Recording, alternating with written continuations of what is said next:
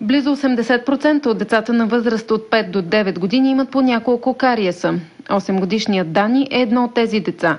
За да предпази 4-те му кътни зъба, доктор Теминуга Игнатова поставя силанд върху тях. Тънък филм, който ще трае от 2 до 3 години. Запечатваме в длъбнатинките браздичките по дъвкателните повърхности на първите постоянни кътници. Тя излъчва флуор, което е много ценно, и защитава в този най-активен период на агресия към тези зъби.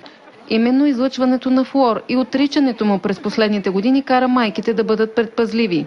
Значи по принцип съм против така, без да има нужда да се слага нещо, да се дават лекарства и така.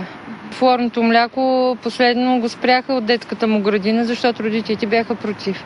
Флуора е главно вреден за по-малки деца, до 3 годишна възраст.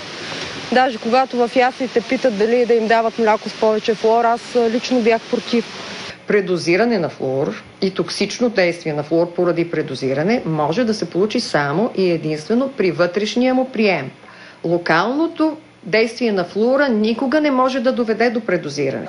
Манипулацията по поставяне на силанти трае между 5 и 10 минути на зъб и се понася добре от децата. Боли ли, Дани? Не, дори е приятно. Безплатната кампания обхваща деца от 5 до 9 години. Според стоматолози тя е повече от необходима на фона на последните проучвания за здравето на детските зъби. Само в Пловдив 96% от младежите на 18 години имат поне по един кариес на постоянен зъб, а почти 10% от 6 годишните вече имат по няколко развалени зъба. За BTV новините от Пловдив, Райна Зайкова.